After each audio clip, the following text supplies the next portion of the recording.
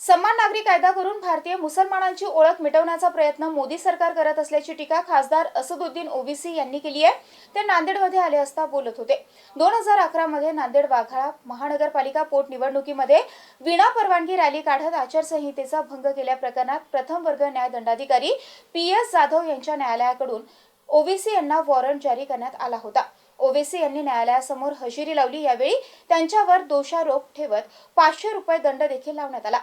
या प्रक्रियेनंतर ओवैसी यांनी माध्यमांशी संवाद साधत केंद्र सरकारवर सडकून टीका देखील केली आहे। नहीं, लाने वाले हैं नहीं लाने वाले नहीं मालूम, मगर ये बहुत पुराना RSS का, जनसंघ का और अब BJP का ये एजेंडा रहा है। और वो भारत की जो प्लुरलिज्म है वो उसको शुरू से पसंद नहीं करते। वो भारत के कल्चर्स को मानते नहीं हैं। तो भारत एक ऐसा देश है जहाँ पर प्लुरलिज्म है, कल्चर है, मुख्तलिफ लोगों की ज़बानें हैं, और उसको BJP पसंद नहीं करती। इसीलिए BJP जो है यूनिफॉर्म सिविल कोड की बात करती है। और भारत के संविधान में डायरेक्टर प्रिंसिपल सिर्फ एक ही नहीं है। ये डायरेक्टर प्रिंसिपल ये भी है कि शराब पे पाबंदी आयद कर दो। आप शराब पे पाबंदी आयद क्यों नहीं करते? डायरेक्टर प्रिंसिपल में ये भी है कि जो भारत की दौलत है वो सब में बराबर, सबको बराबर मिले। मगर आज हम देखते हैं कि भारत की 60-70% दौलत जो है वो 10 से 20 लोगों के पास है।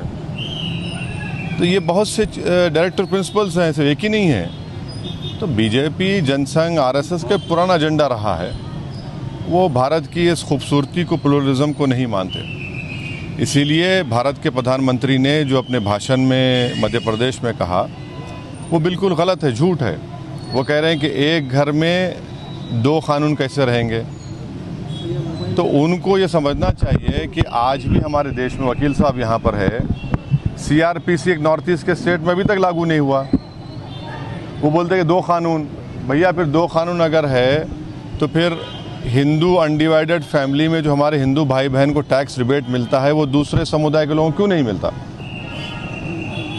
और हम फिर से कह रहे हैं कि अगर यूनिफॉर्म सिविल कोड की जो बात BJP RSS कर रही है, इसमें हमारे हिंदू भाई भी परेशान हो जाएंगे, क्योंकि Hindu marriage act, Hindu succession act, ये सब चला जाएगा। Hindu undivided family tax rebate चला जाएगा।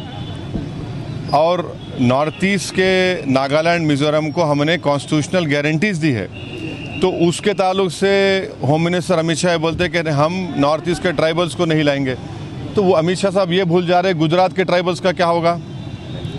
आप ये बात गुजरात के उस ट्राइबल इलाके में खड़े रहकर बोलिए, मध्य प्रदेश के ट्राइबल इलाके में खड़े रहकर बोलिए, छत्तीसगढ़ में बोलिए, और झारखंड में छोटा नागपुर टेनेंसी एक्ट है, उसको निकालेंगे जो आदिवासियों के लैंड को प्रोटेक्ट करता है। राजस्थान में है ट्राइबल लोग, तेलंगाना में है, आंध्रा में है, उड़ीसा में, इनका क्या होगा?